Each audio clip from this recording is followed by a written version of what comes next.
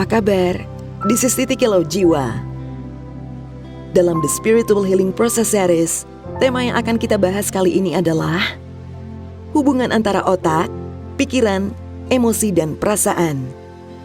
Ketika jaringan neurologis apapun di otak atau di tubuh manusia diaktifkan karena respon atas apa yang kita alami, kita rasa, atau kita lihat, maka proses ini menciptakan pikiran kita. Dari pemahaman neurosaintifik, pikiran adalah otak yang bekerja. Setiap kegiatan kita menggunakan pikiran tertentu untuk menjalankan fungsi kompleksnya. Karena kita sering melakukan aktivitas yang sama dan spesifik dan regular dan rutin setiap hari, semisal sesering 100 kali, maka aktivitas rutin dan spesifik 100 kali tersebut yang terjadi secara berulang, otomatis terbentuk berulang dalam jumlah kali yang sama dalam pola pikir. Sehingga seperti sebuah software otomatis di mana neuron-neuron aktif bersama melakukan tugasnya. Dengan demikian, otak kita ditempa untuk menjadi rekaman hidup dari semua yang kita pelajari dalam hidup. Pengalaman hidup juga tidak hanya meningkatkan sirkuit-sirkuit di otak, tapi juga menciptakan emosi. Emosi adalah konsekuensi kimiawi dari pengalaman masa lalu yang sudah lewat. Memikirkan emosi juga adalah umpan balik kimia. So, semakin seseorang memikirkan masa lalu atau sebuah trauma, maka akan semakin mengumpan balik dan semakin memantik reaksi neuron-neuron melakukan tugas untuk mengembalikan rasa tersebut. Dan apabila ini terjadi secara terus-terusan, maka seseorang akan terjebak pada sebuah siklus di mana pikiran menciptakan perasaan, perasaan menciptakan pikiran, dan akan terus merotasi di sana. Bayangkan apabila masa lalu penuh trauma yang sangat buruk yang ada dalam rotasi tersebut, maka seseorang akan benar-benar terjebak pada jerat trauma dalam dirinya yang akan mempengaruhi mentalnya. Inilah mengapa usaha penyembuhan trauma sangat wajib dilakukan, karena pikiran adalah bahasa otak dan perasaan atau emosi adalah bahasa tubuh. Sehingga ketika seseorang memikirkan pola yang sama, maka otaknya akan merakit pola yang sama. Akhirnya otaknya akan menjadi artefak dari pikirannya. Dan apabila seseorang masih terjebak dengan trauma masa lalunya yang berat, maka dia akan mengulang state being yang sama.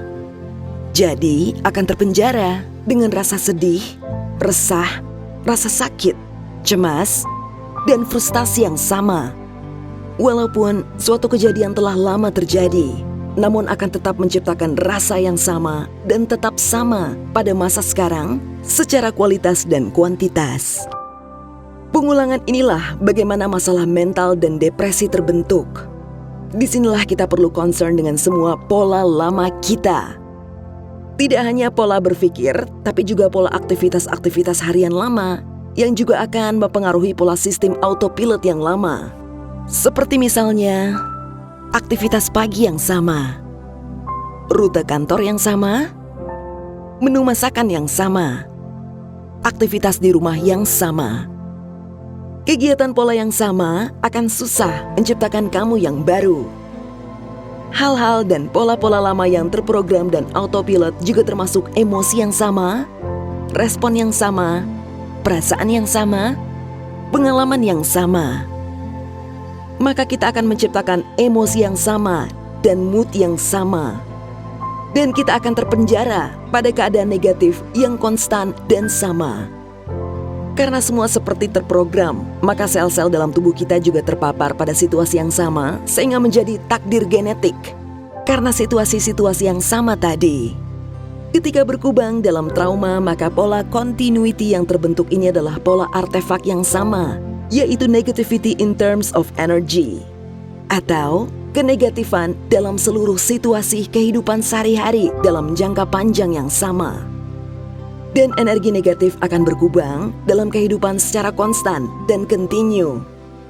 Sekali lagi, inilah mengapa the healing process harus dilakukan, agar bisa keluar dari situasi yang sama dan meninggalkan pola lama dan memahami konsep the power of now.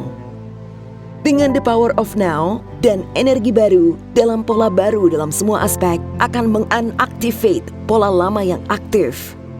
Seperti apakah konsep The Power of Now yang akan merubah pola pandang artefak lamamu menjadi kamu dengan pola yang baru? Pandangan baru, energi baru, menuju kepositifan dan kebaikan. Kita akan bahas di episode Titik Kilau Jiwa selanjutnya dan masih dalam The Spiritual Healing Process Series. Sending love from my heart's chakra to yours, and always to the love and light.